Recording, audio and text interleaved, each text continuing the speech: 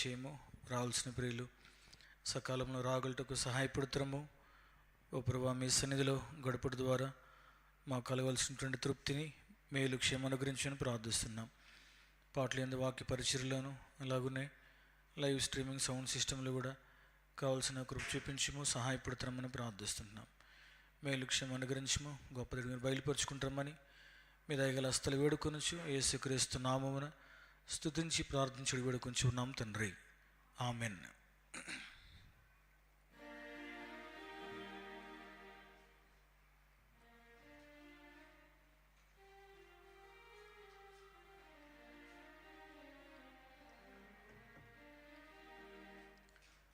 వాయిస్లో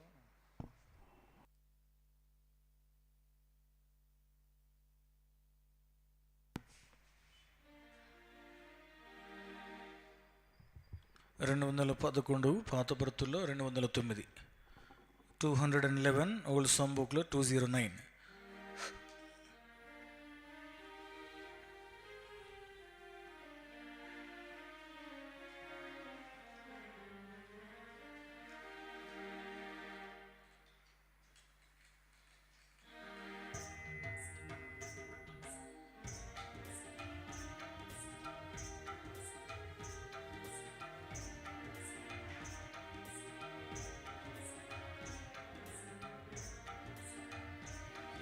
స్తుతింతుము, స్తోత్రింతుము, పావనుడగుమా పరమా తండ్రిని. స్తుతింతుము, స్తోత్రింతుము, పావనుడగుమా పరమా తండ్రిని. స్తుతింతుము, నీ నామము రుజువాయే నీ ప్రజలలో దేవా. నీ నామము రుజువాయే నీ ప్రజలలో దేవా.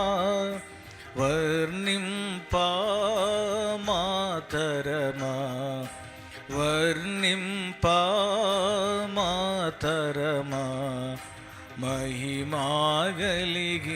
నీ నామము.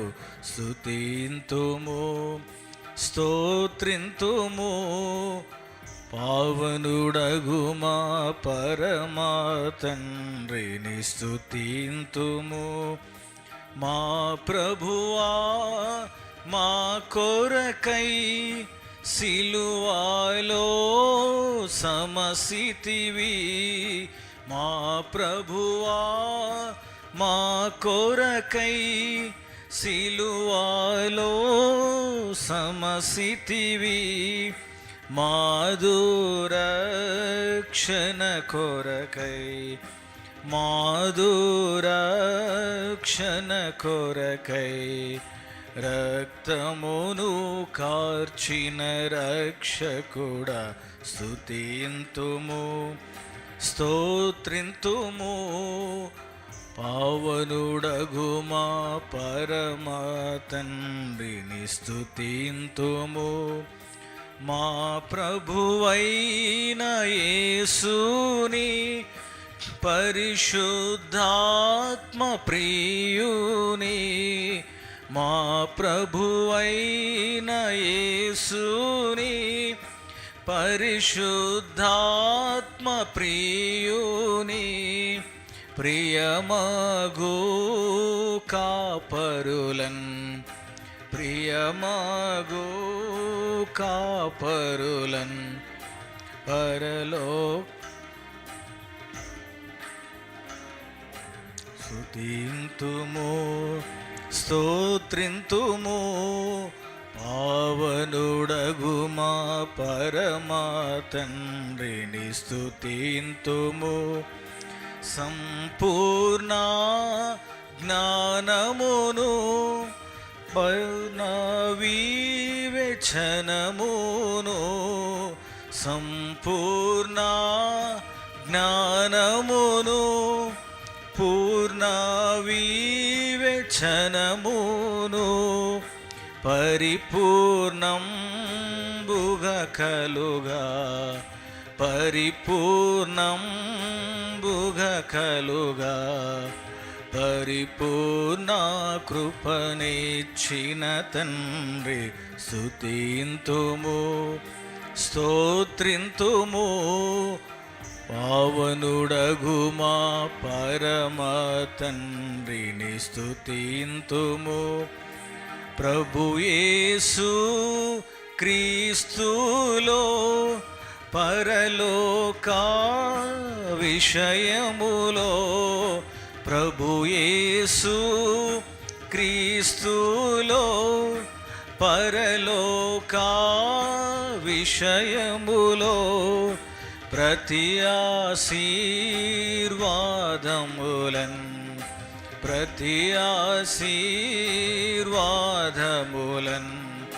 ప్రాపుగనొసగిన పరమా తండ్రి స్తుతింతుము స్తోత్రింతుము. పావనుడగు మా పరమా తండ్రిని స్తుతింతుము.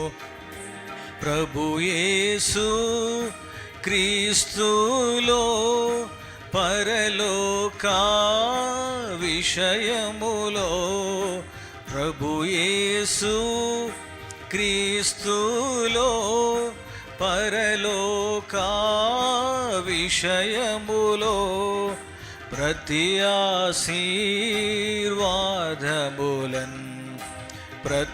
ఆశీర్వాదములన్ ప్రాపుగనొసగిన పరమా తండ్రి స్తుతింతుము స్తోత్రింతుము. పావనుడగు మా పరమా తండ్రిని స్తుతింతుము. ఎల్లరిలో జీవజలం కొల్లాగా పారునట్లు ఎల్లరిలో జీవజలం కొల్లాగా పారునట్లు జీవంబునిచ్చితివి జీవంబునిచ్చితివి. జీవాధిపతి హల్లెలూయా స్తుతింతుము స్తోత్రింతుము. పావనుడగు మా పరమా తండ్రిని స్తుతింతుము స్తోత్రింతుము. పావనుడగు మా పరమా తండ్రిని స్తుతింతుము.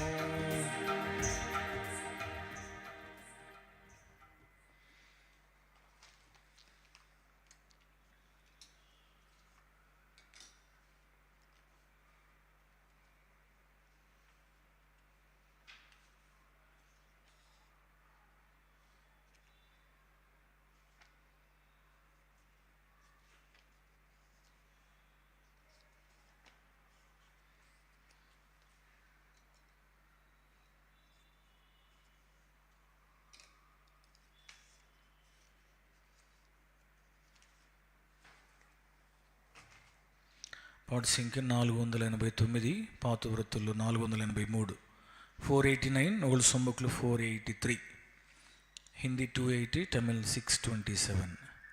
ఇదిగో నేను ఒక నూతన క్రియను చేయుచున్నాను.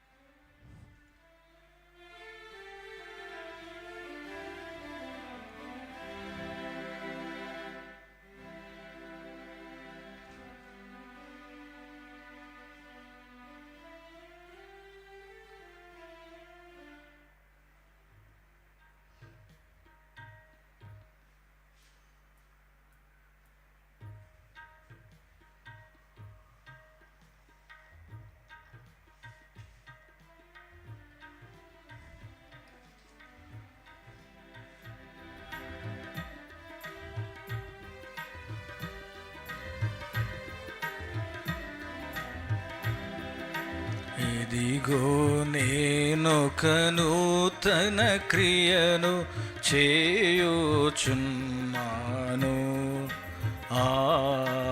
ఇదిగో నేనొక నూతన క్రియను చేయుచున్నాను.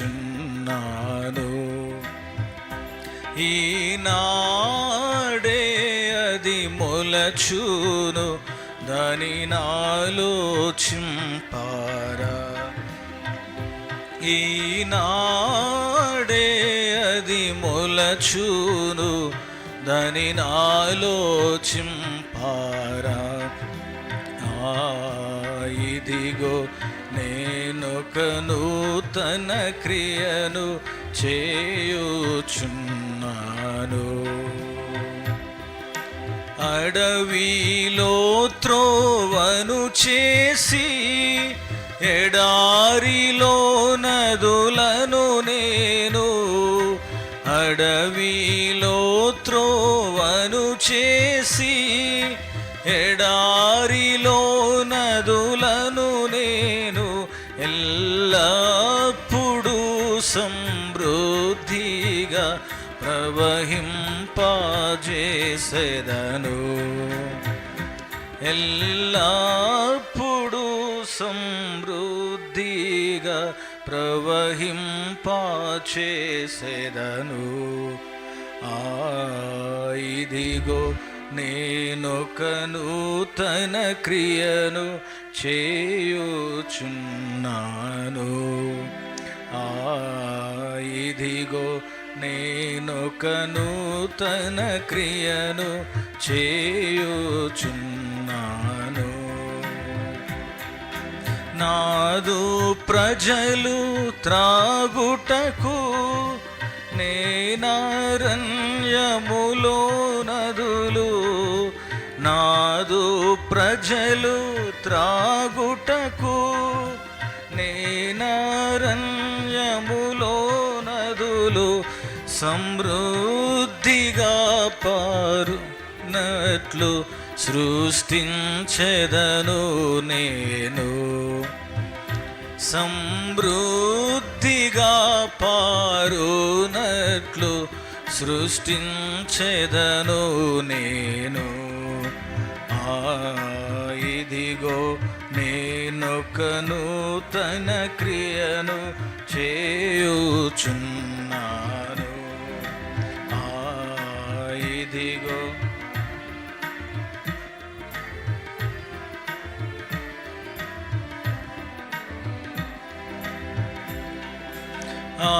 అరణ్యములో జంతువులు, క్రూర పక్షులు, సర్పములు, అరణ్యములో జంతువులు, క్రూర పక్షులు, సర్పములు గణపరచును, స్తుతించును, దీనిని ఆలోచించుడి. గణపరచును, స్తుతించును, దీనిని ఆలోచించుడి.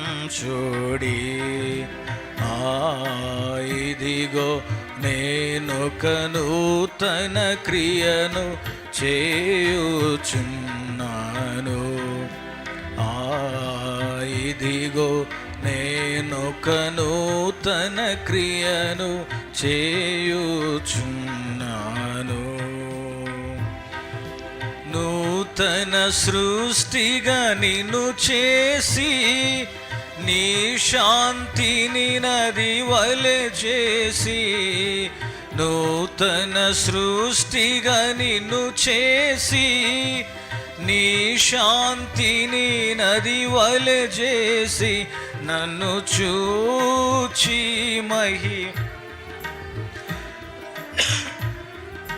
చేసేదను. మహిమాపరచి స్తుతి పాడా చేసేదను. ఇదిగో నేనొక నూతన క్రియను చేయుచున్నాను. ఇదిగో నేనొక నూతన క్రియను చేయుచున్నాను. నేనే దేవుడా నా కార్యములను నెరవేర్చి, నేనే దేవుడనని తెలిసి నా కార్యములను నెరవేర్చి, ముందున్న వాటి కన్నా ఘన కార్యములను చేతున్. ముందున్న వాటి కన్నా ఘన కార్యములను చేతున్. ఇదిగో నేనొక నూతన క్రియను చేయుచున్నాను. ఇదిగో నేనొక నూతన క్రియను చేయుచున్నాను. మరుగైన మన్నానిచ్చి, మరి తెల్లని రాతినిచ్చి, మరుగైన మన్నానిచ్చి, మరి తెల్లని రాతినిచ్చి, చెక్కేదనా రాతి మీద నొక క్రొత్త నామమును. చెక్కేదనా రాతి మీద నొక క్రొత్త నామమును. ఇదిగో నేనొక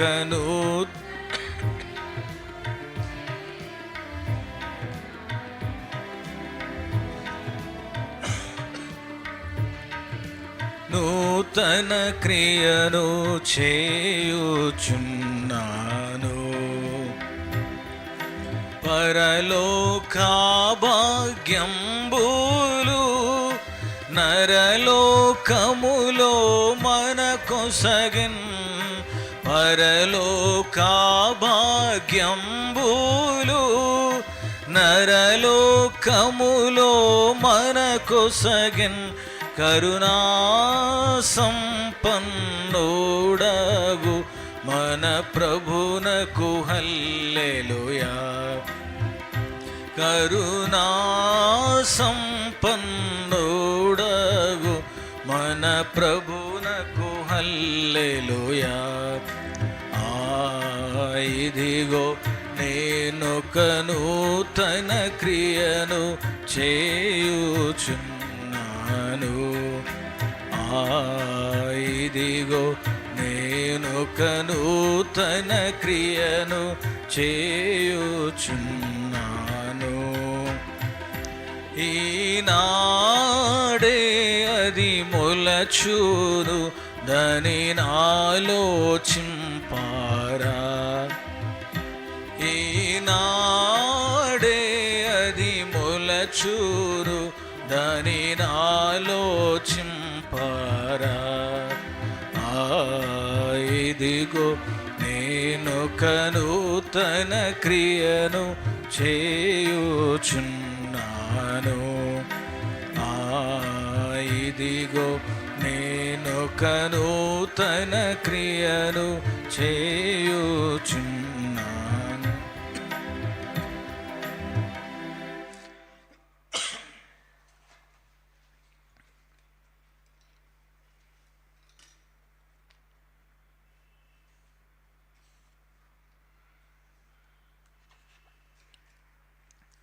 $667 పాత బ్రతులు 652 667 ఓల్డ్ సాంగ్ బుక్లో 652 తమిళ్ 672 మన జీవితం అంతయు అనుక్షణం యుద్ధం.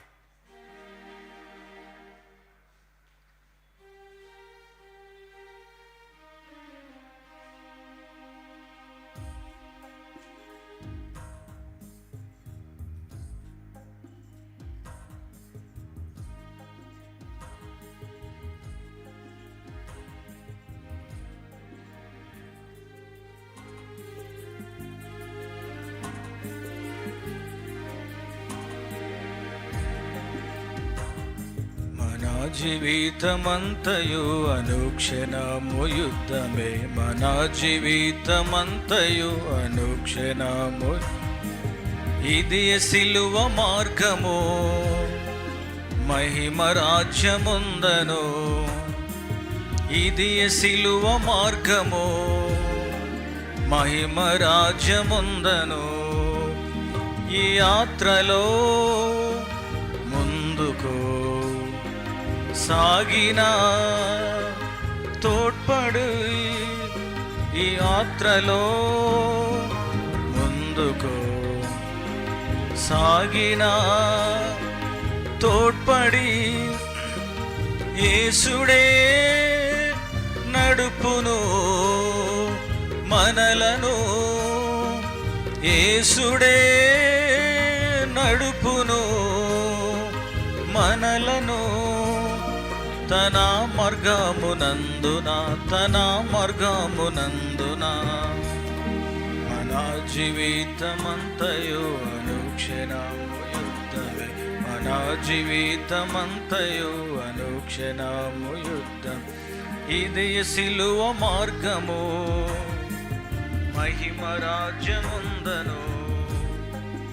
ఇది సిలువ మార్గము, మహిమ రాజ్యముందను. ఆ సిలువా మార్గము ఎంతో ఇరుకైనది, ఆ మార్గము ఎంతో ఇరుకైనది. క్రీస్తునే గురిగా నుంచిన, క్రీస్తునే గురిగా నుంచిన విజయము నిశ్చయము, విజయము నిశ్చయము. మన జీవితమంతయు అనుక్షణము యుద్ధమే, మన జీవితమంతయు అనుక్షణము యుద్ధం. ఇది మహిమ రాజ్యముందను.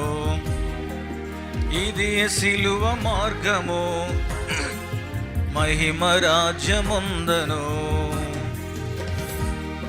ఇహ మందు శ్రమలో రానున్న మహిమలో, ఇహ మందు శ్రమలో రానున్న మహిమలో ఎన్నదాగినవి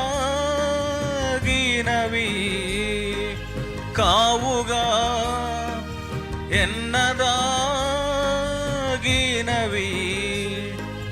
కావుగా. క్రీస్తే దుఃఖము బాపును, క్రీస్తే దుఃఖము బాపును. మన జీవితమంతయు అనుక్షణము యుద్ధమే, మన జీవితమంతయు. ఇది సిలువ మార్గము, మహిమ రాజ్యముందను. ఇది సిలువ మార్గము, మహిమ రాజ్యముందను. ఈ జగతిలో కష్టముల్ బాధలు కలిగిన, ఈ జగతిలో కష్టముల్ బాధలు కలిగిన ధైర్యము విడువక యుందుము, ధైర్యము విడువక యుందుము. జయించే ప్రభువు ఇహమును, జయించే ప్రభువు ఇహమును. మన జీవితమంతయు అనుక్షణము యుద్ధమే, మన జీవితమంతయు అనుక్షణము యుద్ధం. ఇదే సిలువ మార్గము, మహిమ రాజ్యముందను. ఇది సిలువ మార్గము, మహిమ రాజ్యముందను.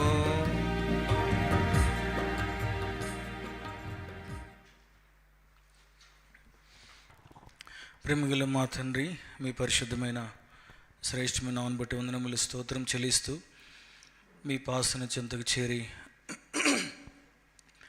రాగలటకు మీరు మాకు అనుగ్రహించినటువంటి ఇటు కృప సమయానికే నీకు స్తోత్రాలు చెల్లిస్తుంటున్నాం. దయగల మా తండ్రి, ఈ రీతిగా బైబిల్ పట్టణము కొరకై మీ వాక్యమును ధ్యానించడానికి కొరకై మీ సన్నిధికి వచ్చింటుండగా మా సమయాన్ని దీవెన ఆశీర్వకరంగా మీరు చేయము, మేలు క్షేమ అనుగ్రహించము. దయగల మా పరలోక ప్రభువా, రావాల్సిన ప్రజలు ఇంకెవరైనా ఉంటే సకాలంలో మీరు తోడుకుని రమ్ము. శ్రద్ధతో నీ వాక్యమును వినటానికి కొరకై, నేర్చుకునే దాని కొరకై కావలసిన కృప చూపించము. అయోగ్యదాసు నన్ను కూడా మీరు దృష్టి ఉంచి నీ సిలువు చాటున మేలు క్షేమం కొరకై, ప్రజల యొక్క తండ్రి ఎదుగుదల కొరకై మీరే వాడుకొనవలసిందిగా ప్రార్థిస్తూ యేసుక్రీస్తు నామమున స్తుతించి ప్రార్థించి అడిగి వేడుకొంచున్నాము తండ్రి, ఆమెన్. మనము ఈ బైబిల్ పట్టణము కొరకై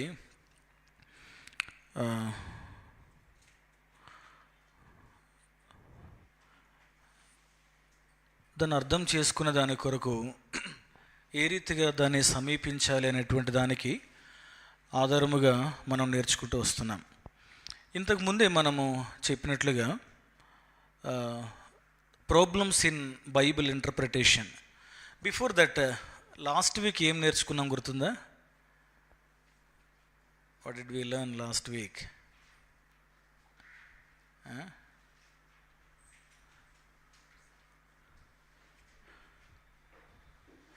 సరే,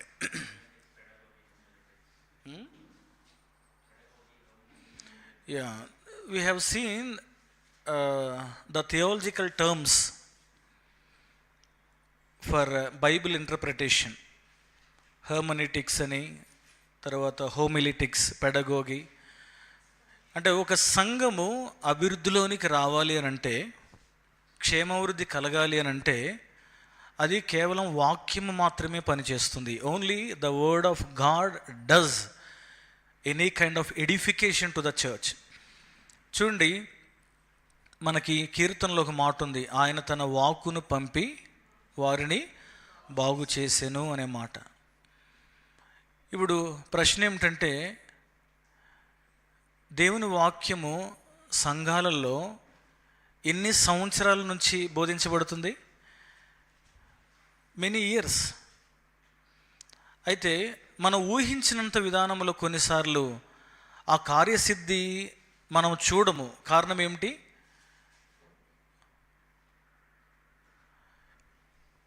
The problem is the way we understand the Bible and the way we interpret the Bible.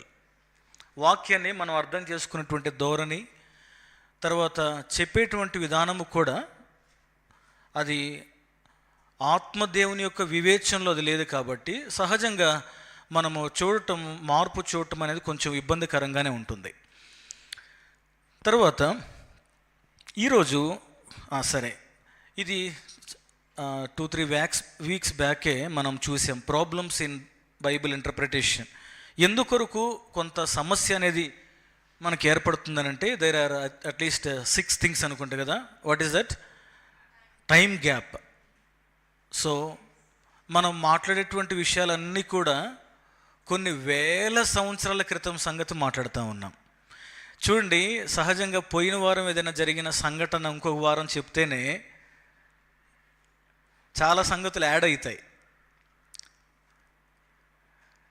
ఒక స్టోరీ ఇంకొక 15 రోజుల తర్వాత చెప్తే the person who is speaking ఖచ్చితంగా ఉన్న సన్నివేశాన్ని ఉన్నదన్నట్లుగా చెప్పడు. సో అంటే క్యానన్ ఆఫ్ ద స్క్రిప్చర్స్ విషయంలో మనకు అలాంటి అనుమానం లేదు. కానీ కొన్ని సంవత్సరాల వ్యవధి కాలము నుంచి మనం మాట్లాడుతున్నాము. తర్వాత the second problem is space gap. జోగ్రఫికల్గా మనకున్నటువంటి స్పేస్ గ్యాప్. ఆ తర్వాత ద కస్టమ్స్, వారికి ఉన్నటువంటి కల్చర్, సాంప్రదాయ పద్ధతులు కూడా చాలా వ్యత్యాసంగా ఉన్న కారణంను బట్టి అర్థం చేసుకునుట అనేటువంటిది కొంత ఇబ్బందికరంగానే ఉంటుంది. ఆ తర్వాత ఫోర్త్లీ ద లాంగ్వేజ్ గ్యాప్. ఈ లాంగ్వేజ్ గ్యాప్ గురించి పోయినసారి మాట్లాడేటప్పుడు సహజంగా సంఘములో వెలువడేటువంటి సమస్యల్లో ఒక సమస్య ఏంటంటే ట్రాన్స్లేషన్ ప్రాబ్లం కదా. అంతేకాకుండా బోర్డు మీద కొన్ని విషయాలు చెప్పాను నేను. సెలెక్టివ్ సైట్స్ అంటే ఒక దానికోసం నేను ఎన్నుకోవటం వలన దాని పూర్తి అర్థము మారిపోయి నాకు వేరే అర్థాన్ని ఇస్తుంది. తర్వాత భాషా భేదము, లాంగ్వేజ్ గ్యాప్, తర్వాత రైటింగ్ గ్యాప్, రాతపూర్వకమైనటువంటి వ్యత్యాసం, తర్వాత స్పిరిచువల్ గ్యాప్ కూడా ఉంది. సో ఈ గ్యాప్స్ అన్నిటినీ మనము అధిగమిస్తేనే తప్పితే we cannot enter in to the right interpretation. So దీన్ని మనం ఏమని చెప్పొచ్చు అంటే బిల్డింగ్ ద బ్రిడ్జ్. ఈ స్థలం నుండి అవతల స్థలానికి వెళ్ళటానికి ఇవన్నీ ఆటంకాలు మనకున్నాయి. అంటే అర్థం ఏంటి? ద ఒరిజినల్ ఆడియన్స్ నుండి ఈరోజు మనం వినేటువంటి ప్రజలకు చేరేసరికి దాని యొక్క వ్యత్యాసము, దాని అర్థము, దాని భావము, కాబట్టి ఇవన్నీ కూడా మార్పులకు వస్తాయి. ఈరోజు వీటన్నిటికీ సంబంధించి ఒకవేళ అన్నీ కాకపోయినా కొంతవరకు దాదాపుగా సంబంధించి ఎక్కడ మనకి ఇంటర్ప్రిటేషన్ ప్యాసేజెస్లో తేడా వస్తుంది అని కొన్ని సెలెక్టివ్ వర్సెస్ని మనం చూస్తాం. How do various culture customs affect the interpretation of certain passages? కొన్ని భాగాలు ఉన్నాయి, అవి కల్చర్ అండ్ కస్టమ్స్కి మనకు తెలియని కారణము చేత అవి బైబిల్ వాక్యాన్ని వివరించేటువంటి పరిస్థితుల్లో అది కొంత వ్యత్యాసాన్ని తీసుకొని ఉంటాయి. ఉదాహరణకు now we will see one instance which regards to political including national, international and civil. చూడండి, దానియేలు గ్రంథం 5వ అధ్యాయం. దానియేలు గ్రంథము 5వ అధ్యాయం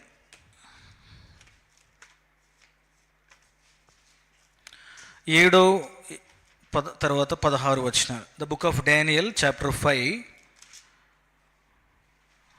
verses 7 ఆల్ టుగెదర్. అందరం కూడా కలిసి చదువుదామండి. Suddenly the fingers of a man's hand emerge and began writing opposite the lampstand on the plaster of తీలేదా? The book of Daniel chapter 5. Sorry, నేనే పొరపాటు చదివాను. 7 verse 7. Yeah, all together. The king called aloud to bring in the conjurers, the Chaldeans, in the diviners. The king spoke and said to the wise men of Babylon, any man who can read this inscription and explain its interpretation to me will be clothed with purple and have a necklace of gold around his neck and have authority as third ruler in the kingdom. ప్రశ్న ఏమిటి ఇక్కడ? Why did King Belshazzar offer the third position in the Babylonian government to Daniel and not second position? Belshazzar దానియేలుకు రెండవ స్థానం ఇవ్వకుండగా మూడవ స్థానం ఎందుకు ఇచ్చాడు? రెండవ స్థానం ఇవ్వకుండా మూడవ స్థానం ఎందుకు ఇచ్చాడు? సో ఇప్పుడు దీనికి మనకు అవసరమైంది ఏమిటి?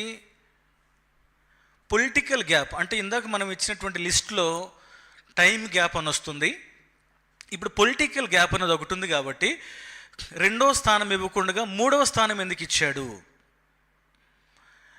మనకి వాక్యమును భాష్యం చేసేటువంటి విషయంలో while interpreting the word of God అసలు ఈ అలగరి ఎలా వచ్చిందని I was searching from many days.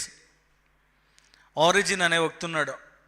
Origin కంటే ముందు కూడా ఒక ఆయన బర్నబాస్ అని ఒక ఆయన ఉన్నాడు. ఆయన దగ్గర నుండి స్టార్ట్ అయింది.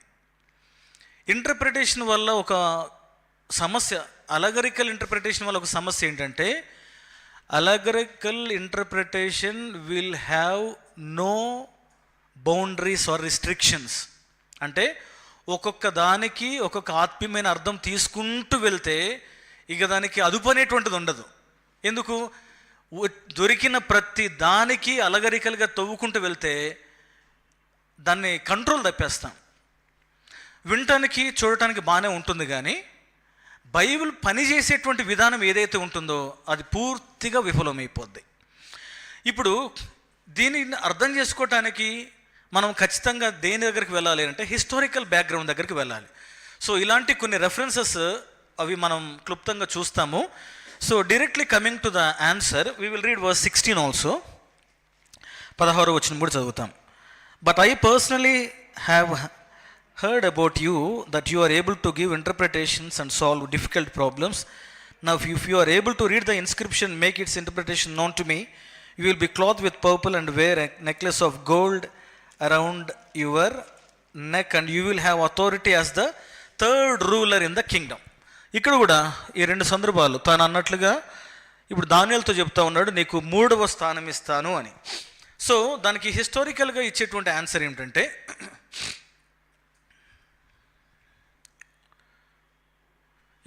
this is because, as you know from secular history sources, Belshazzar was actually the second in command. Belshazzar నించున్నటువంటి స్థానమే తను ఏ స్థానంలో ఉన్నాడు? 2వ స్థానంలో ఉన్నాడు. తర్వాత ఆయన ఫాదర్ నబోనిడస్ అనేటువంటి వ్యక్తి, ఆయన కొంతకాలానికి ఆ దేశము నుండి తాను పూర్తి వేరే స్థలములో తాను ఉన్నాడు. అంటే అర్థం ఏంటి? నెబోనిడస్ అనేటువంటి వ్యక్తి ఈ standing as the first person. వాళ్ళ కుమారుడు బెల్షజర్ ఇప్పుడు ఏ స్థానంలో ఉన్నాడు? 2nd పొజిషన్లో ఉన్నాడు. ఇప్పుడు ఆ కారణము చేత ఇప్పుడు ఏమని ఆయనకు ఆన్సర్ ఇస్తున్నాడు అని అంటే, ఈ కలభావం కానీ చెప్తే నీకేం పొజిషన్ ఇస్తాను? I will give you the 3rd position. So ఈ విషయం 3rd ఎందుకు? వాస్తవానికి ఇలాంటి ఆఫర్స్ ఇచ్చేటువంటి క్యారెక్టర్స్ బైబిల్లో ఉన్నారా? గుర్తు చేసుకోండి, ఎవరైనా ఉన్నారా? జోసెఫ్ విషయంలో 2nd పొజిషన్ ఇవ్వబడింది. క్రొత్త నిబంధనలో పొజిషన్ అని మాట్లాడరు కానీ, but a king gave an offer. Herod ఎవరికి? హిస్ డాటర్కి. హేరోద్ తన కుమార్తెకి ఇచ్చినటువంటి ఆఫర్ ఏంటి? రాజ్యములో సగము భాగము కూడా నేను నీకు ఇస్తాను అని. సో ఎవరైనా సరే ఒక రాజు ఇలాంటి ఆఫర్స్ ఇచ్చేటప్పుడు యూజువల్లీ నా తర్వాత స్థానం ఇస్తాను అని, అంటే 2nd పొజిషన్ లాగా మనం వెళ్ళిపోతాం. ఇక్కడ బెల్షజర్ విషయంలో ఆయన దానియేలుకి ఇచ్చినటువంటి ఆఫర్ ఏ పొజిషన్? అది 3rd పొజిషన్. అంటే ఇప్పుడు మనకు డౌట్ రావాలి చదివేటప్పుడు. వాస్తవానికి సమస్య అంతా ఏమంటే, we don't get any doubts. చూడండి వాక్యం ఇప్పుడు బెల్షజర్ 3వ స్థానము ఇస్తాను అని అన్నాడు. ఇది అర్థం కాలేదంటారా? జనరల్గా అర్థమైంది. We are able to understand. బెల్షజరు ఒక రాజు ఉన్నాడు, 3వ స్థానం ఇస్తున్నాడు అని చెప్పాడు.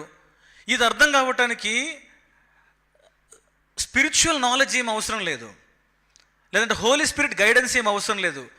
మనం చదువుకున్న వాళ్ళం అయితే చాలు. జస్ట్ బెల్షజర్ ఒక రాజు 3rd పొజిషన్లోకి ఇచ్చాడు.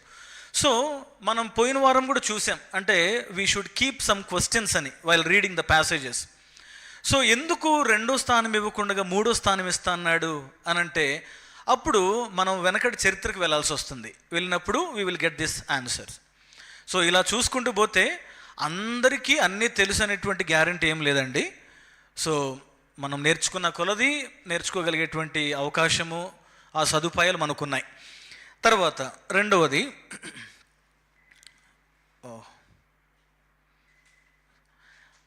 why did Paul refer in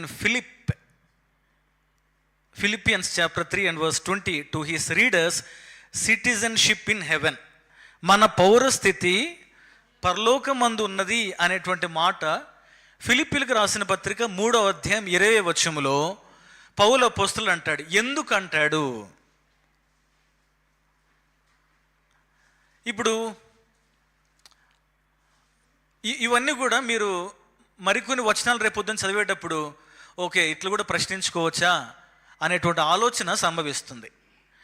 అసలు పౌలు అపోస్తలుడు మన పౌరస్థితి పరలోకమందు ఉన్నది అని ఎందుకు అన్నాడు అని అంటే, మనం ఇప్పటికే is it Philippians or Colossians?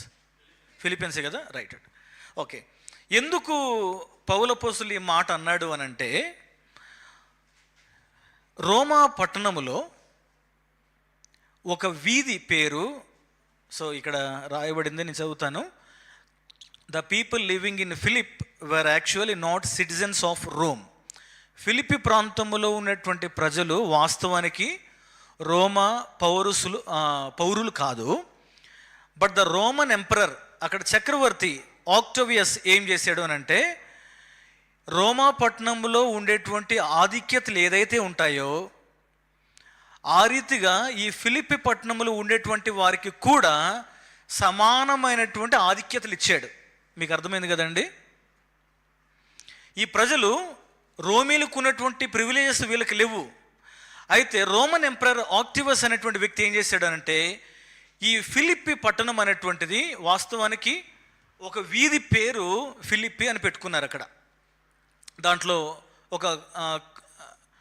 ఒక భాగము అంటే ఫిలిప్పి పట్టణము కూడా ఉంది, సిటీ కూడా ఉంది. ఇక్కడ పౌలు ఈ మాటలు రాసేటప్పుడు అక్కడ ప్రజలతో అంటున్నాడు ఏమనంటే, మీకేం లేదు, రోమా పౌరసత్వం మీకు లేదు. రోమ పౌరసత్వం లేకపోయినప్పుడు రోమన్ ఎంపరర్ ఏం చేశాడనంటే సమానమైనటువంటి హక్కులు వాళ్ళకి కల్పించాడు. బట్ వాస్తవానికి ఎలా ఉంటుందనంటే నేరుగా ప్రివిలేజెస్ని అనుభవించే వారికి, వాస్తవంగా ప్రివిలేజెస్ని అనుభవించే వారికి వ్యత్యాసం ఉంటుంది. మాట్లాడేటప్పుడు ఏమని చెప్తారు, వీళ్ళు రోమన్ సిటిజన్స్ అని అంటారు. రోమన్ సిటిజన్షిప్ ఈక్వల్గా ఇవ్వబడినటువంటి వేరే వాళ్ళ గురించి ఏమంటారు, డైరెక్ట్గా రోమన్ సిటిజన్స్ వాళ్ళు సంబోధించినప్పుడు ఎక్కడో కొంచెం ఆ గ్యాప్ వ్యత్యాసం చూపించి వీరికి కూడా రోమ పౌరసత్వం యొక్క హక్కులు ఏదైతే ఉన్నాయో వీరికి కూడా కల్పించారు అన్నప్పుడల్లా కూడా అది వాస్తవానికి వారికి ఎట్లా ఉందంటే కొంత చిన్న చూపులాగానే ఉంది. అయితే వారు కొన్ని అంటే చరిత్ర ప్రకారం చూస్తే ఈ ఫిలిప్పి పత్రిక వెనక చరిత్ర చూస్తే వారు కొన్ని సమస్యలు కూడా ఎదుర్కొన్నారు. ఇప్పుడు పౌలు అపోస్తలులు మాట్లాడతాడు ఏమంటే రోమ పౌరసత్వం లేదని కాదు మనకి అని చెప్పి వారికి మాట్లాడుతూ ఏం చెప్పాడు, మన పౌరస్థితి ఎక్కడుంది, పరలోకమందుంది అనేసరికి అక్కడున్న విశ్వాసులకి ఇప్పుడు ఏం ఆలోచన వచ్చి ఉండేది అంటారు, రోమ పౌరసత్వం మనకు ఉంటే లేకపోతే, వారుకున్నటువంటి ఆధిక్యతలు మనకు ఉంటే లేకపోతే, వెంటనే వారి మనసును ఎక్కడ తీసుకుని వెళ్ళాడు పౌలు అపోస్తలులు అంటే ఎక్కడ ఉండాలో అక్కడ తీసుకుని వెళ్ళాడు. మన పౌరస్థితి ఎక్కడుంది, పరలోకమందు ఉన్నది. ఆ పూర్తి వచనం చదవండి ఇప్పుడు, ఫిలిప్పీయులకు రాసిన పత్రిక 3వ అధ్యాయం 20వ వచనం.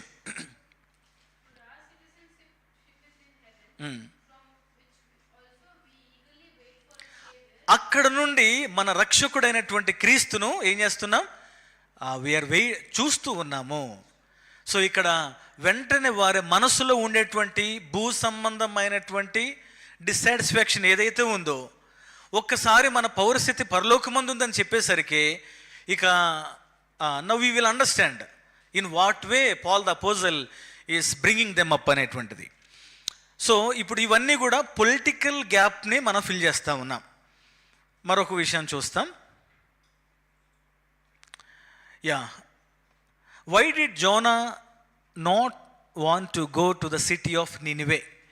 నినివే పట్టణానికి యోనా ఎందుకు వెళ్ళాలని అనిపించలేదు తనకి? Can you try?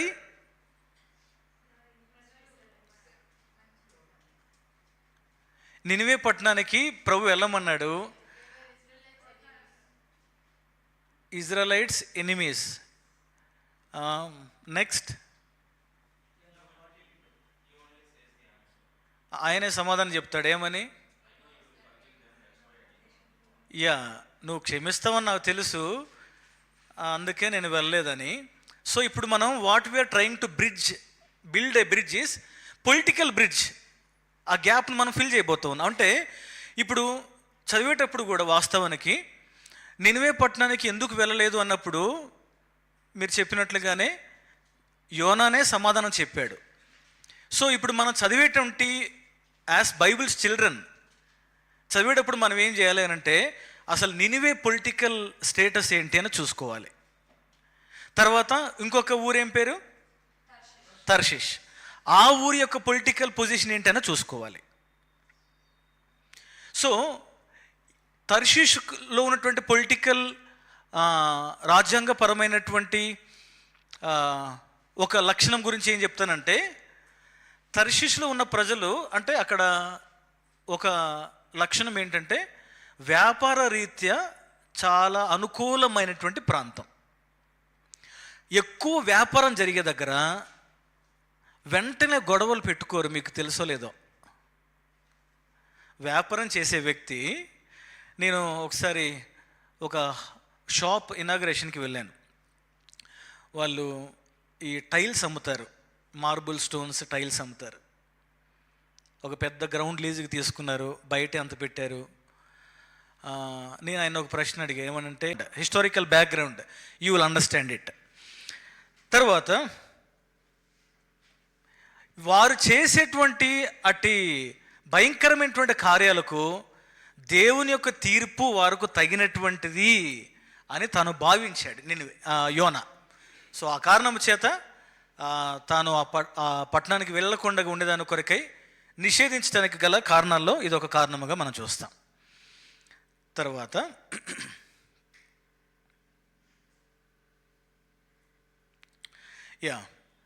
Why did Boaz go to the city gate to talk with the town elders about Naomi's land? Naomi యొక్క ఆ పొలము గురించి బోయజు ఆ పెద్దలతో మాట్లాడేదాని కొరకై పట్టణపు గవిని దగ్గర ఎందుకు మాట్లాడాడు? ఎందుకు పొలంలో మాట్లాడలేదు? ఇంట్లో ఎందుకు మాట్లాడలేదు? ఆ పట్టణపు గవిని దగ్గర, సిటీ గేట్ దగ్గర ఎందుకు మాట్లాడారు? ఇది మీలో కొంతమంది తెలుసు అనుకుంటా, నాకు తెలిసి.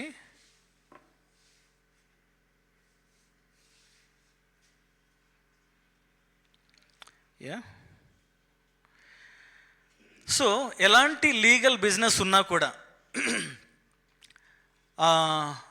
ఇంకో మాట చెప్పాలంటే పంచాయతీలు అని చెప్తే మనకు అర్థమవుద్ది అనుకుంటా. పంచాయతీ చేసే స్థలం. సో ఇప్పటికి కూడా కొన్ని ఊర్లలో చూస్తాం ఏంటంటే, ఊర్లో ఒక చెట్టు ఎక్కడో ఉంటుంది, పెద్ద చెట్టు ఉంటుంది, దాని చుట్టూ ఒక దిమ్మలా కడతారు.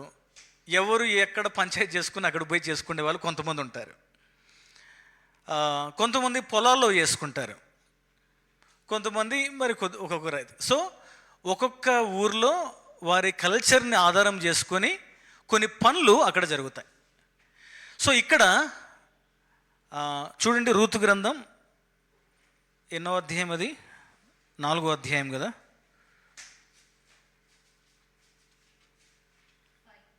4వ అధ్యాయం 5వ వచనం. రూతు గ్రంథం 4వ అధ్యాయము 5వ వచనం చదవండి. రూతు గ్రంథం 4వ అధ్యాయము 5వ వచనం.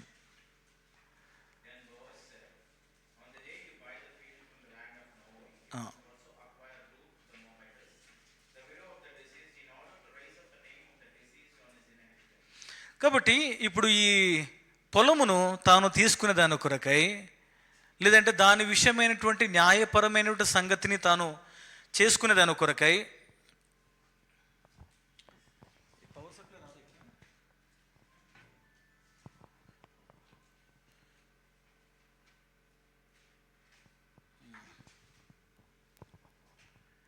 పవర్ సప్లై రాదు ఇది. సో ఇది ఇప్పటికే పాత నిబంధనలో లేదంటే కాండాల్లో ఉన్నటువంటి ఒక సంగతి. ఉదాహరణకు చూడండి, ద్వితీయోపదేశకాండం 21వ అధ్యాయం 18 నుండి 21 వచనాలు.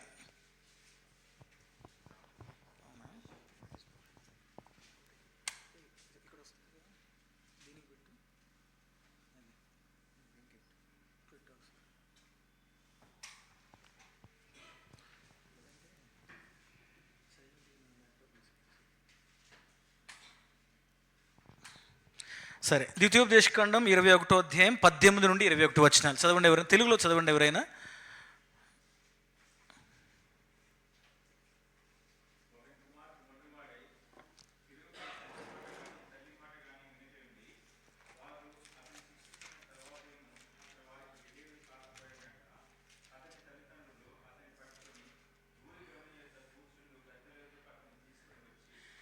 ఊరి బయట, ఊరి గవిని యొద్ద ఆ వ్యక్తిని తీసుకొని వచ్చి అక్కడ మాట్లాడాలి. సో ఈ రీతిగా, అంటే ఇప్పుడు తాను ఏ రీతిగా తీసుకున్నాడు అనేటువంటి సంగతిని మనం చూడట్లేదండి, అర్థం చేసుకోనండి. దీన్ని కూడా, అంటే బోయాజు చేసినటువంటి కార్యాన్ని కూడా మనం చాలా విశదీకరించి మాట్లాడవచ్చు. అయితే మన పాయింట్ ఏమిటంటే, ఎందుకు గవిని దగ్గరకు వచ్చి మాట్లాడాడు అనేటువంటి మాట. ఇంకొక మాట కూడా చూడండి, 22వ అధ్యాయము 13 22వ అధ్యాయం, డ్యూటెరోనమీ చాప్టర్ 22.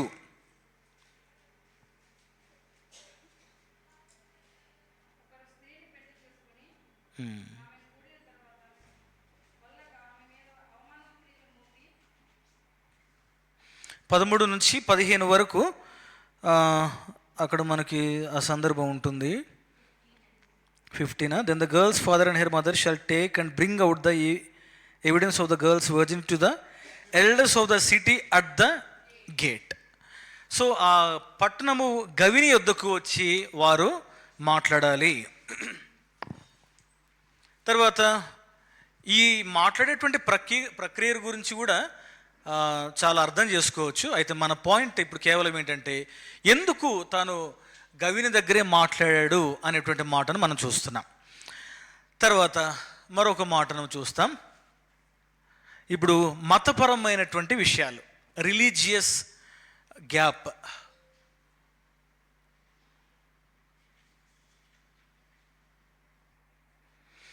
మోషే ఒక దగ్గర ఒక బలమైనటువంటి ఆజ్ఞ ఇచ్చాడు. ఏంటి ఆజ్ఞ అంటే, do not cook a young goat in its mother's milk. ఎక్కడుందో కనుక్కోగలరా? చూడండి, ఎక్సడస్ 23:19.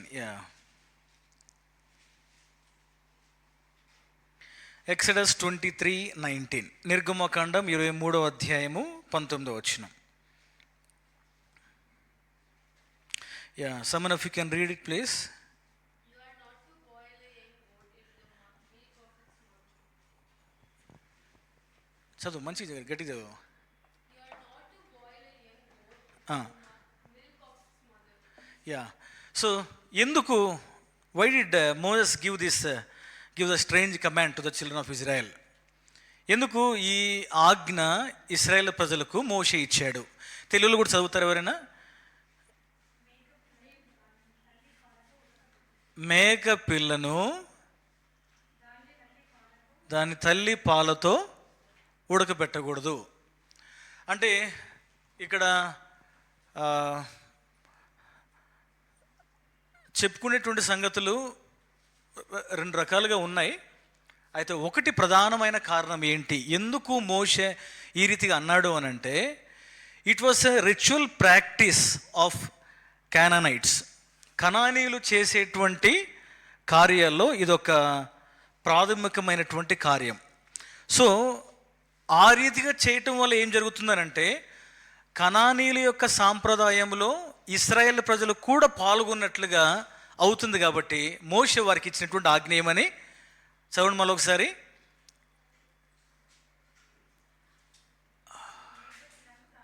మేక పిల్లను దాని తల్లి పాలతో ఉడకబెట్టకూడదు. సరే, తర్వాత మతపరమైనటువంటి విషయాల్లోనే మరొక మాట చూస్తాం.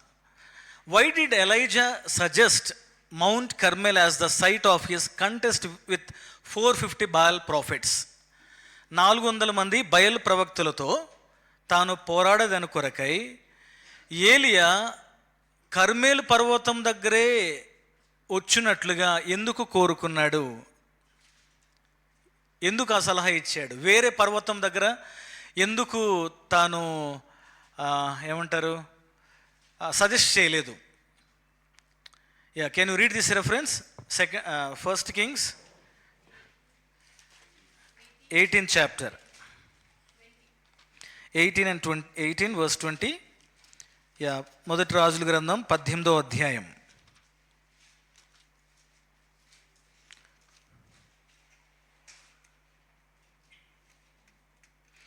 20వ వచనంలో ఉంది. అయితే దానికంటే ముందే ఉంటుంది అనుకుంటా కదా. Now then send and gather to me all Israel at Mount Carmel, together with 450 prophets of Baal and 400 prophets of Asherah, who eat at Jezebel's table. So mount Carmel పర్వతము మొదటి రాజుల గ్రంథములో కనబడుతున్నటువంటి కర్మేలు పర్వతము ఇంతకుముందు ఎక్కడైనా కనపడిందా? ఇంతకుముందు అంటే దానికి ముందు గ్రంథాల్లో కానీ దానికి ముందు అధ్యాయాల్లో కానీ కాండాల్లో కానీ.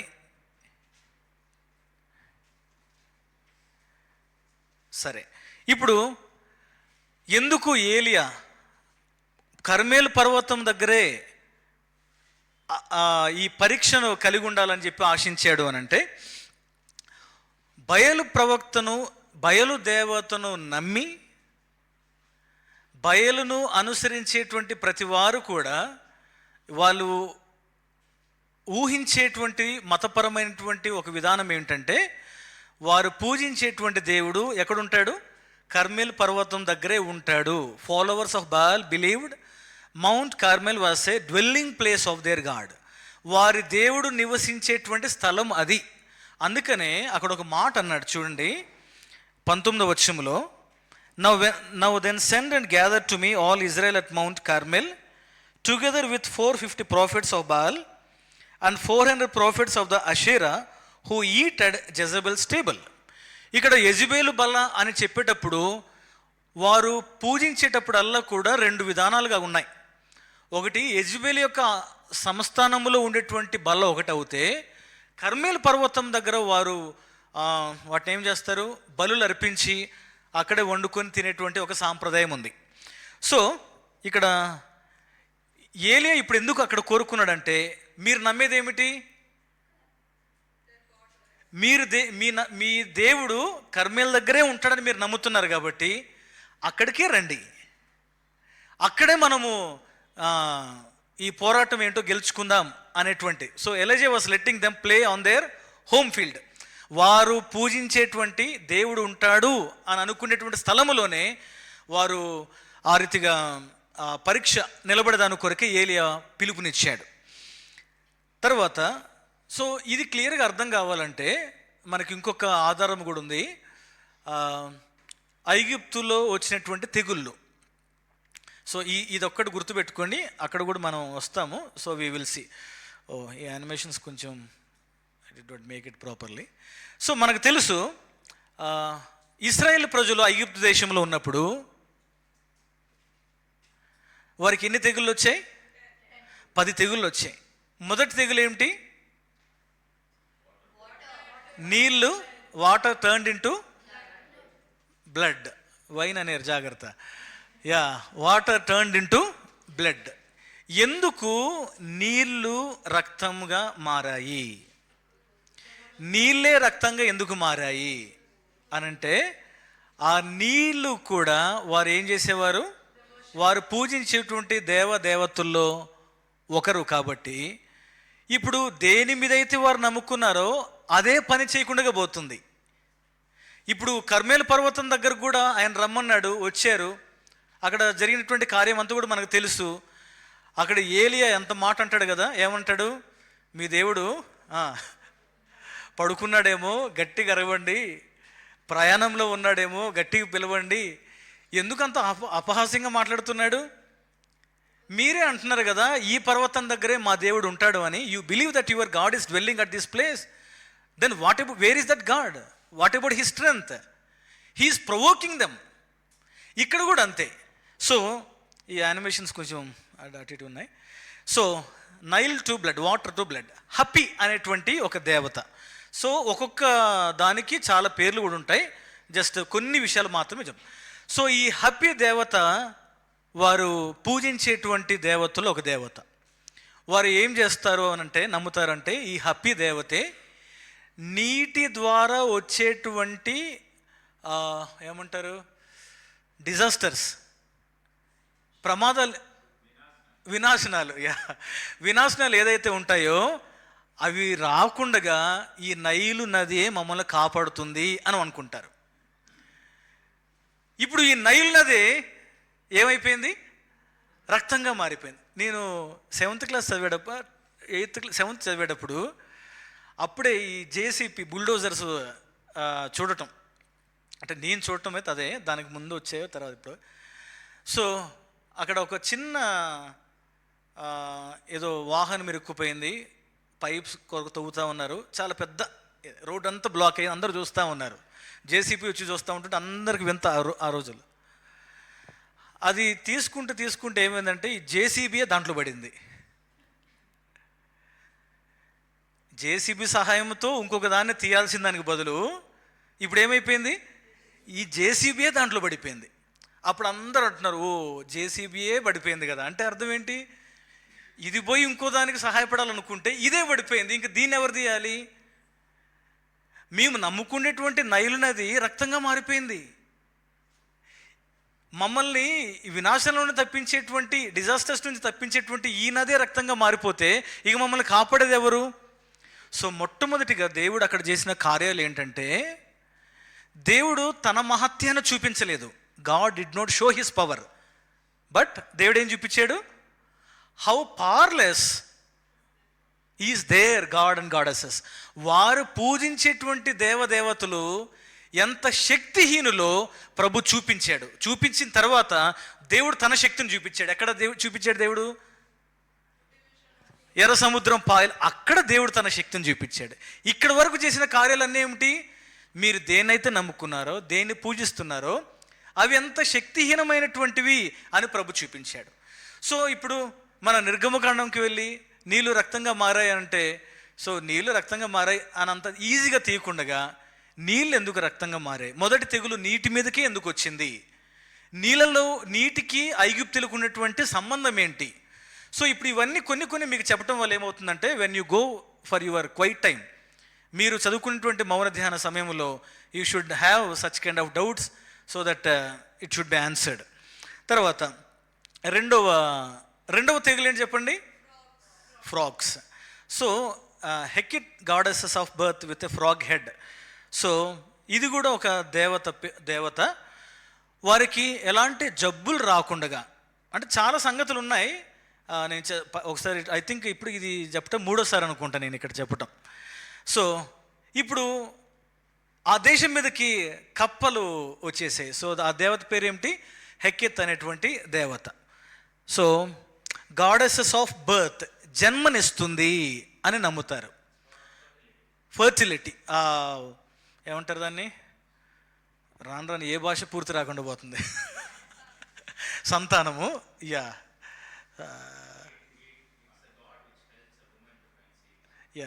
సంతానం అని చెప్పుకోవచ్చు అనుకుంటా. సంతానాభివృద్ధి.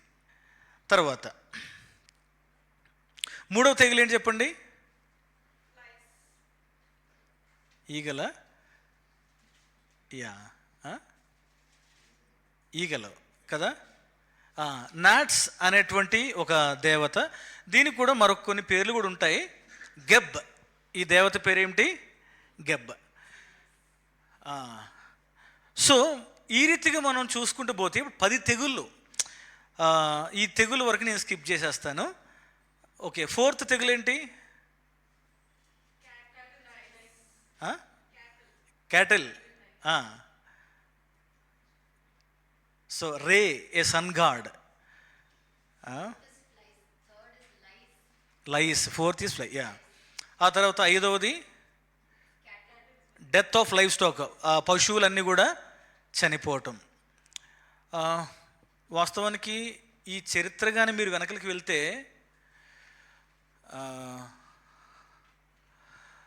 రోమన్ క్యాథలిజంలో ఉన్నటువంటి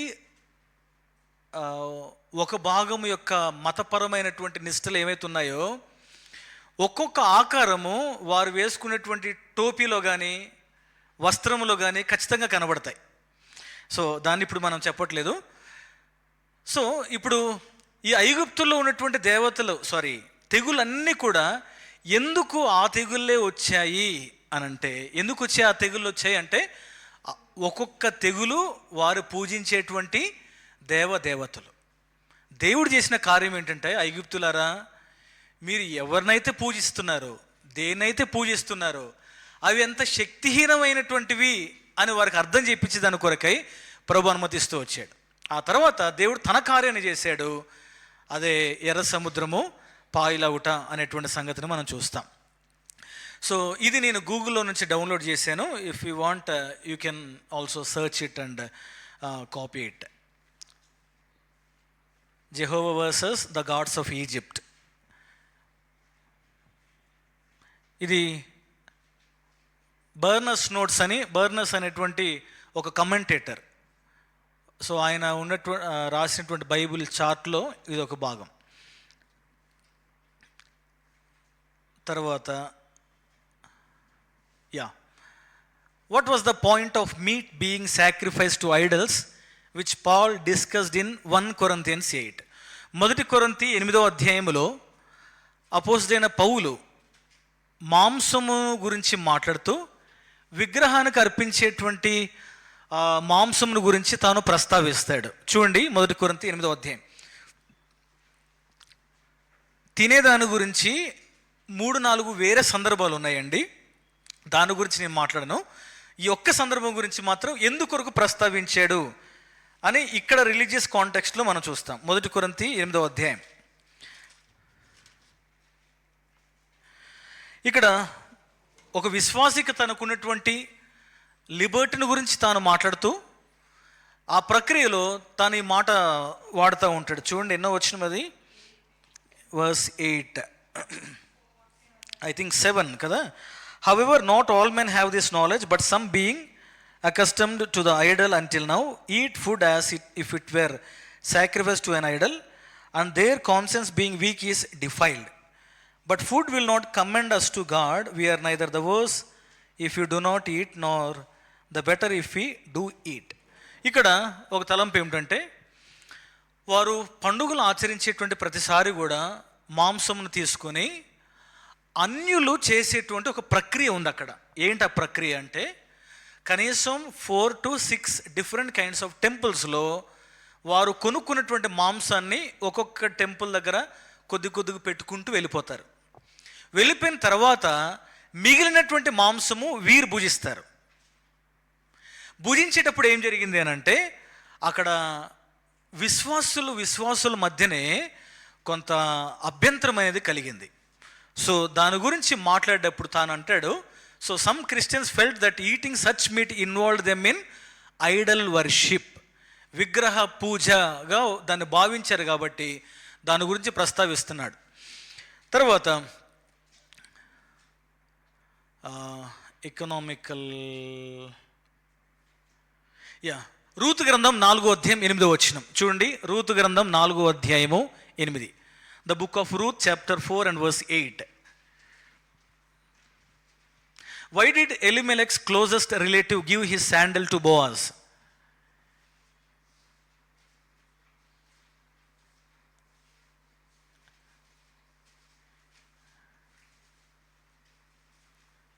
ఎలిమెలెకు యొక్క సమీప బంధువుడు ఆ చెప్పులు విప్పి ఎవరికి ఇచ్చాడు?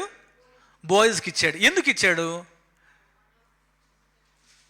చెప్పులు విప్పి ఇవ్వటం అనేటువంటి ఆచారం ఏమిటి? So symbolised releasing once right to land he walk down.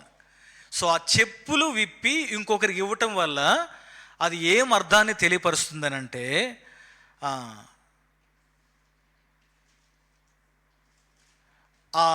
ఏమది ఆ ల్యాండ్ ఏదైతే ఉందో హక్కుదారులుగా ఆ ఎదుటివానికి ఇవ్వటము అనేటువంటిది ఒక చిహ్నముగా భావిస్తారు. ఉదాహరణకు మీకు ఇంకొక చిన్న సందర్భం అంటే ఇట్లాంటిదే జ్ఞాపకం చేస్తాను. ఎస్తేర్ రాజు దగ్గరికి వెళ్ళక చాలా రోజులు అవుతుంది.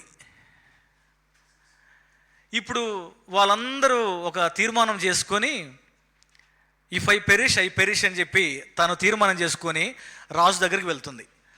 రాజు ఆ సమయంలో రమ్మని ఆహ్వానిస్తే పర్వాలా, ఒకవేళ రాజు తన దండము ఎస్తేరు వైపు తిప్పకపోతే రాజుకు అంగీకారం లేదు కాబట్టి ఎస్తేరు కూడా చంపేటువంటి అధికారం ఉంటుంది ఆ సమయంలో.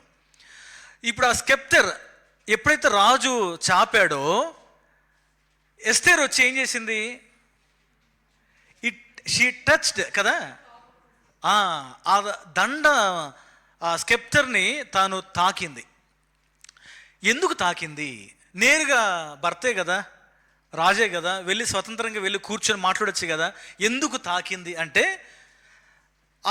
ఆ రీతిగా వెళ్ళి తాకటం అనేటువంటిది ఒక అర్థాన్ని చూపిస్తుంది. ఏంటయ్యా అర్థం అంటే, నువ్వు నా మీద కనికరం చూపించినట్లుగా, ఏ కనికరంతో నన్ను in what way you have favoured me, దాన్ని నేను నోర్చుకోగలిగినటువంటి దానినై ఉన్నాను కాబట్టి నువ్వు చూపించేటువంటి ఆ దయను నేను అంగీకరించి దాని క్రిందకు వస్తున్నాను అని చూపించేటువంటి ఒక sign.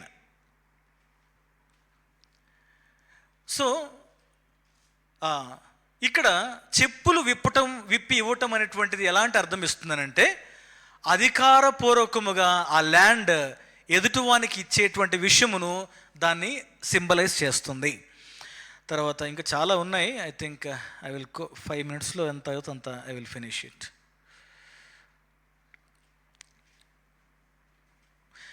In 2 Kings chapter 2 and verse 9, 2 రాజుల గ్రంథం 2వ అధ్యాయం 9వ వచనంలో, when Elisha said to Elijah, let me inherit a double portion of your spirit, was he asking for twice as much spiritual power as Elijah had? రెండంతల ఆత్మను అడిగేటప్పుడు నిజముగా ఏలియాలో ఉన్నటువంటి ఆత్మశక్తి రెండంతలుగా తాను కావాలని కోరుకుంటున్నాడా?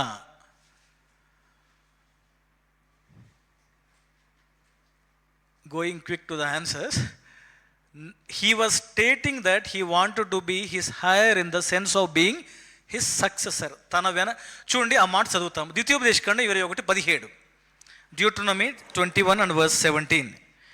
ద్వితీయోపదేశకాండం 21వ అధ్యాయము 17వ వచనం.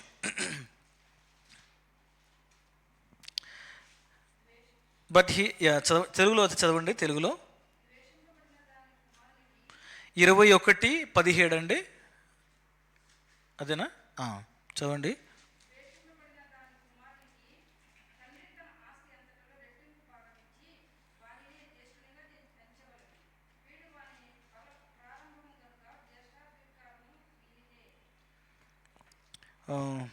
మనకైతే ఒక వర్డ్ మిస్ అయింది ఇక్కడ. సక్సెసర్ అనేటువంటిది ఒరిజినల్ టంగ్లో ఉంది. సో రెండంతల ఆత్మను ఎలీషా అడుగుతున్నప్పుడు ఒక విధంగా చెప్పాలనంటే ధర్మశాస్త్రములో ఉన్నటువంటి ఒక సంగతిని తాను పాటిస్తున్నాడు. ఏంటి అంటే, ఏలియా దేనికైతే వారసుడుగా, ఎట్టి శక్తికి వారసుడుగా తాను కనబడుతున్నాడో ఆ శక్తిని కొనసాగించేటువంటి వాడుగా ఎలీషా నిలబడతా ఉన్నాడు. ఇప్పుడు చూడండి, who is the successor of Moses? Joshua. మోషే తర్వాత నాయకుడు యెహోషువ. ఏలియా తర్వాత నాయకుడు ఎలీషా. రెండంతల ఆత్మను పొందుకునేటప్పుడు అక్కడ ఉన్నటువంటి ఒక రూట్ వర్డ్ జ్ఞాపకం చేయబడుతున్నాను, ఏంటంటే సక్సెసర్. అయితే మనకి in most of the language వర్షన్స్లో మనకి అది లేదు. To him belongs the right of the first born అనేది మనకు మాత్రం కనబడుతూ ఉంది. సో ఇవి లీగల్గా ఉన్నటువంటి సంగతులు కొన్ని చూసాం. Agricultural. So just I would like to show you some important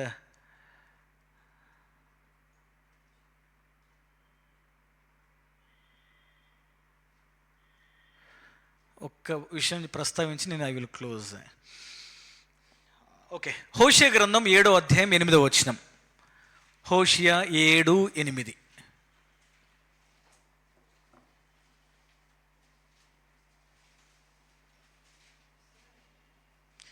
చదవండి.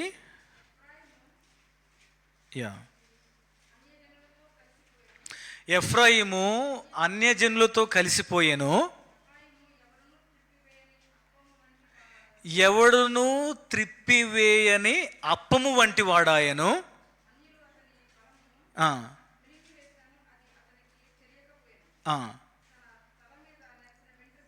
చాలు. ఇక్కడ ఒక మాట చూస్తున్నాం, ఏంటంటే ఎఫ్రాయిముని ఒక అప్పంతో పోల్చారు. ఏం అప్పం అది? Not turned. సో దీని అర్థం ఎలా అంటే, సమ్టైమ్స్ ఏ ఫ్లాట్ కేక్, అది తిప్పకపోతే ఏమవుతుంది? ఫ్లాట్ కేక్ ఒకటి తిప్పకపోతే ఏమవుతుంది? పూర్తిగా మాడిపోతుంది. ఎఫ్రాయిం కూడా తన మనసు ఎలా ఉందనంటే ఇంబ్యాలెన్స్డ్గా ఉన్నాడు. అంటే గివింగ్ మచ్ అంటే attention to somethings which are not are much useful. అవసరమైనటువంటి దానికి ఎక్కువగా ప్రాధాన్యత ఇవ్వకుండా అవసరం లేనటువంటి వాటికి ఎక్కువ ప్రాధాన్యత ఇస్తున్నాడు అని చెప్పేదాని కొరకై అక్కడ ఏం వాడాడు? ఎఫ్రాయిం ఎలా ఉన్నాడంట? Cake which is not turned. So ఈ మాట చదివేటప్పుడు ఎఫ్రాయిం ఏంటి, కేక్ ఏంటి అని అంటే, కేక్ అది పూర్తిగా కాల్చబడాలంటే ఏం చేస్తాము? సాధారణంగా చపాతి కానీ ఇంకోటి కానీ ఇలాంటివన్నీ తిప్పి వేస్తూ ఉంటాం, బౌత్ సైడ్స్ కాలాడు. సో ఎఫ్రాయిం విషయంలో కూడా తాను ఎలా ఉద్దేశిస్తున్నాడు అని అంటే, ఇంబ్యాలెన్స్డ్గా ఉన్నాడు, ఒకే వైపు ఉన్నాడు, అవసరం లేనటువంటి వాటి మీద ఎక్కువ మనసు ఉంచాడు, అవసరం ఉన్న వాటి మీద ఎక్కువ ప్రస్తావన లేదంటే మనసు తాను పెట్టట్లేదు అనేటువంటి అర్థాన్ని ఇచ్చాడు. సో లాస్ట్లో యాకోబు పత్రికలో మనకు ఒకటి చూసి ఐ విల్ క్లోజ్ ఇట్.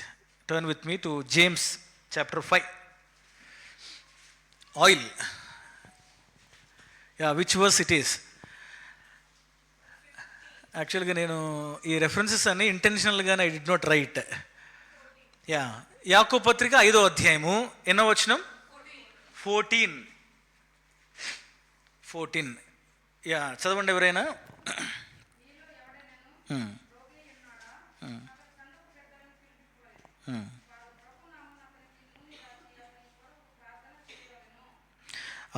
ఇక్కడ నూనె రాసి ఆ వ్యక్తి కొరకు ఏం చేయాలి? ప్రార్థన చేయాలి.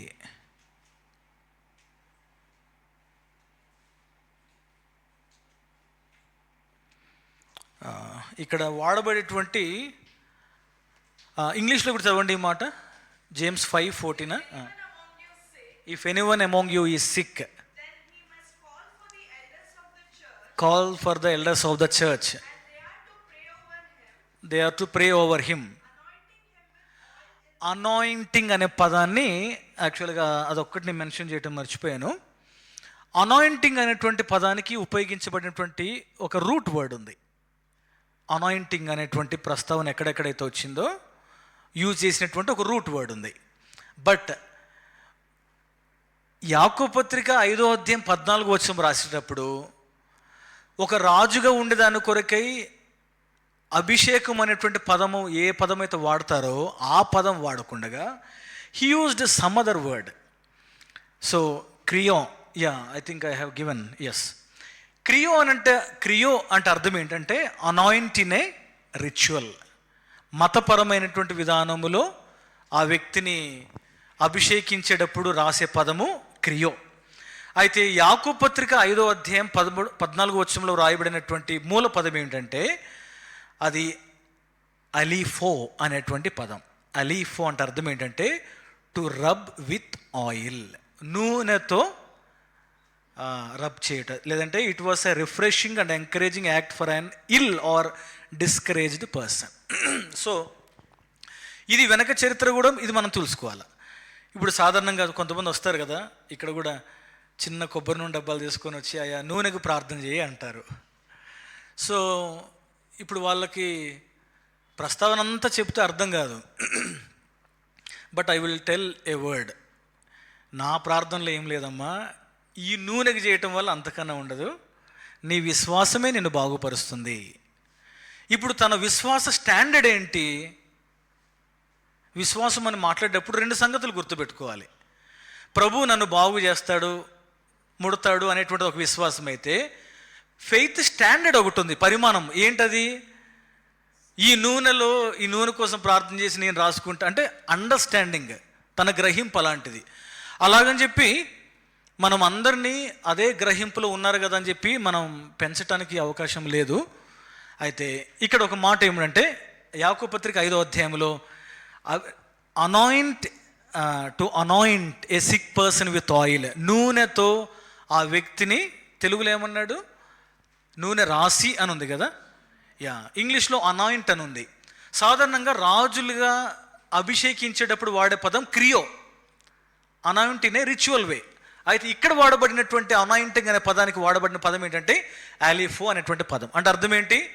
వారు యూజ్ చేసేటువంటి నూనె కానీ, వారు నూనె రాసే విధానము కానీ, ఆ సిక్గా ఉన్నటువంటి పర్సన్ ఎవరైతే ఉన్నారో, డిస్కరేజ్డ్గా ఎవరైతే ఉన్నారో, వారు ఊరికి నూనె రాసి ప్రార్థన చేయకుండా వాళ్ళు ఏం చేసేవాళ్ళంటే తల మీద దాన్ని అలా అప్లై చేస్తూ ఉండేవాళ్ళు. Applying, not pouring but applying.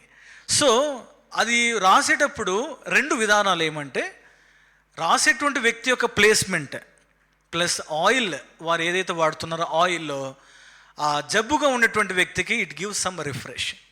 So ఇలా బైబిల్లో when ever you keep reading the scriptures, go through ఇక్కడ కూడా ఈ 5వ అధ్యాయంలో కూడా మనకి ఆలోచిస్తే ఎందుకు పెద్దల దగ్గరికి వెళ్ళమన్నాడు, ఇట్లా డౌట్స్ రావాలా. So you try to find out, లేదంటే దానికి అవసరమైనటువంటి టూల్స్ కొన్ని దొరుకుతాయి. సో ఇప్పుడు ఒక హెల్ప్ మనకి దీనివల్ల, మీకే కాదు, not only for you, even for me also, ఈ స్టడీ నాకు కూడా ఎంతో హెల్ప్ఫుల్. ఎందుకొరకంటే చదివేటప్పుడు what kind of questions to be raised, ఏ విధంగా కొన్ని ప్రశ్నలు లేవనెత్తుకుంటే అది మనకు అర్థమవుతుంది అనేటువంటిది. సో దాన్ని బట్టే we will understand its background. So may the Lord help us. ప్రార్థన చేసుకుంటాం.